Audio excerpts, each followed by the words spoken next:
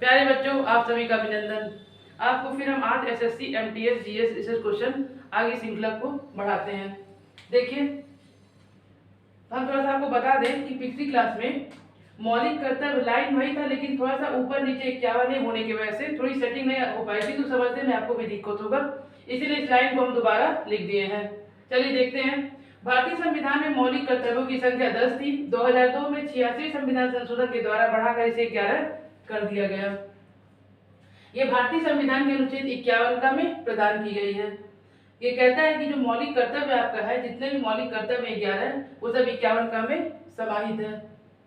86वें संविधान संशोधन के द्वारा निःशुल्क शिक्षा के अधिकार को जोड़ा गया है, जो अनुच्छेद 21A में प्रदान किया गया है। नागरिकों के मौलिक कर्तव्यों को 42वें संविधान संशोधन द्वारा 1976 में स्वर्ण सिंह समिति की सिफारिश पर संविधान में जोड़ा गया है। आप ये भी जानिए, मौलिक कर्तव्य किस देश से लिया गया, तो ये रूस से लिया गया है।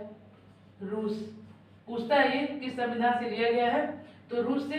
इसको सोवियत संघ में लिख के आ सकता है ऑप्शन में, क्योंकि पहले रूस क्या था, सोवियत संघ का हिस्सा था, सोवियत संघ। ठीक है, तो आप ये देखिएगा। अब हम आपको बता दें क्वेश्चन का फॉर्मेट।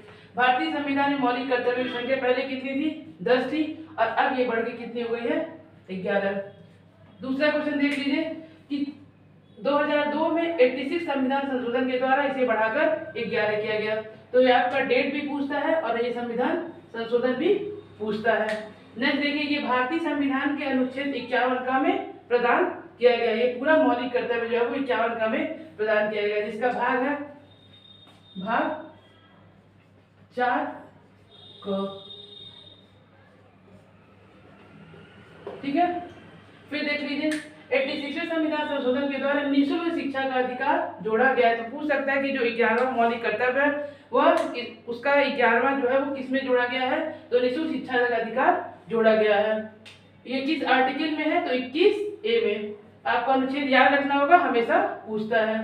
प्रदान किया गया है। नागरिकों के मौलिक कर्तव्यों को 42वें संविधान संशोधन के द्वारा 1976 में स्वर्ण सिंह समिति की सिफारिश पर संविधान को जोड़ा गया है। तो किसको, मौलिक कर्तव्य को। तो यहाँ पर दिनांक है वो सन भी पूछता है, और ये समिति भी पूछता है, और दूसरा है कि आप मौलिक कर्तव्य ध्यान रखिएगा। यहाँ से हमेशा प्रश्न आते ही आते हैं। नेक्स्ट देख लीजिए, रुकनुद्दीन फिरोज दिल्ली का सुल्तान था, जिसके पिता कौन थे, इल्तुतमिश। तो इनकी मृत्यु के बाद रुकनुद्दीन फिरोज दिल्ली पर बैठा, यह सुल्तान बना। फिर सोडियम क्लोराइड के एक आयनिक यौगिक है, जिसे सामान्य नमक या हाइड्राइड कहते हैं के रूप में जाना जाता है। यह नमक समुद्री जल से मुख्य रूप से पाया जाता है। तो कभी कभी आप लोग में सूत्र भी पूछते हैं, तो इसका जान लीजिए NaCl, सोडियम क्लोराइड। तो ये पूछ सकता है कि सोडियम क्लोराइड का नाम इसे और किस नाम से जाना जाता है। तो पहली बात उसका सूत्र है NaCl, और दूसरा इसे सामान्य नमक जो खाने का नमक होता है या हाइड्राइड के रूप में भी जाना जाता है। ये कहाँ से प्राप्त होता है, तो समुद्री जल से, मुख्य रूप से समुद्री जल से ये प्राप्त होता है, ध्यान रखिएगा। फिर आइए देख लीजिए कि जीवमंडल पृथ्वी की वह सतह की एक पहली पतली परत है। जीवमंडल पृथ्वी की सतह की एक पतली परत है, जो वायुमंडल में गहरे समुद्र के रूप में भी फैला होता है। जीवमंडल के अंतर्गत 3 मंडल आते हैं, जैसे जल मंडल, स्थल मंडल और वायुमंडल। ठीक है, तो आपका प्रश्न यहाँ से डिफिनेशन के रूप में पूछ सकता है कि जीवमंडल क्या है, तो पृथ्वी की सतह की एक पतली परत है, और इसके कितने मंडल हैं, तो जल मंडल, स्थल मंडल और वायुमंडल।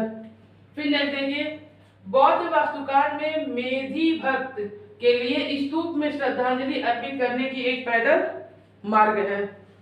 फिर देखिए, औद्योगिक संबंध संहिता, ये पूछता है कि औद्योगिक संबंध संहिता सन 2020 के द्वारा प्रतिस्थापित किया गया। तो आपसे सीधा पूछेगा कि 2020 में औद्योगिक संबंध संहिता प्रतिस्थापित किया गया। फिर देखिए, क्वासिक्योर एक बीमारी है जो प्रोटीन की कमी के कारण होता है। ज्यादातर ये बच्चों में होता है, और यह छोटे बच्चों में ज्यादा होता है। यह वसा युक्त पदार्थ लेने में यकृत बढ़ जाती है। वैसे भी यकृत का प्रभाव, जब हम ज्यादा वसा युक्त पदार्थ जैसे तैलीय चीज खाते हैं या फिर भारी सामान का इस्तेमाल करते हैं, तो यकृत पर उसका प्रभाव पड़ता है। ठीक है। तो यहाँ से प्रश्न बनेगा कि प्रोटीन की कमी के कारण कौन सा रोग होता है, तो क्वाशीक्योर। किसमें होता है, छोटे बच्चों में ज्यादा होता है प्रोटीन की कमी से। यकृत, ज्यादा हम वसा युक्त पदार्थ का इस्तेमाल करते हैं तो शरीर के किस अंग पर प्रभाव पड़ता है, तो यकृत पर इसका प्रभाव पड़ता है। नेक्स्ट देखिए, मेरस अस्थमा नामक रोग, ये भी प्रोटीन की कमी से ही होता है। मेरस इस्मस नामक रोग प्रोटीन की कमी से होता है, इसको भी आप याद रखिएगा क्योंकि ये रोग एक या दो पूछता है। फिर देखिए, कलिंग का युद्ध सम्राट अशोक और राजा अनंत पद्मनाभन के बीच लड़ा गया था कब, 261 ईसा पूर्व। तो आप अशोक और अनंत पद्मनाभन किसके बीच में लड़ा गया था कलिंग का युद्ध, ये देखिएगा। फिर देखिए, नृत्य आप लोगों में पूछता ही है, उत्सव नृत्य वहां का किसी भी प्रदेश का मुख्य रूप से पूछा जाता है। तो गुसाड़ी एक नृत्य है जो तेलंगाना प्रदेश का में नृत्य किया जाता है और ये गोंड जनजाति, कभी कभी पूछता है कि जो गुसाड़ी नृत्य है वो किस प्रदेश का नृत्य, तो तेलंगाना, और किस जनजाति द्वारा है, तो गोंड जनजाति द्वारा किया जाता है। ये एक जनजाति है गोंड जिसके द्वारा किया जाता है। फिर नेक्स्ट देखिए, बंगाल की खाड़ी में सबसे ज्यादा समुद्री सीमा म्यांमार। आपको पता है कि जैसे भारत है आपका, ठीक है, ये भारत है तो आपका यहाँ नागालैंड,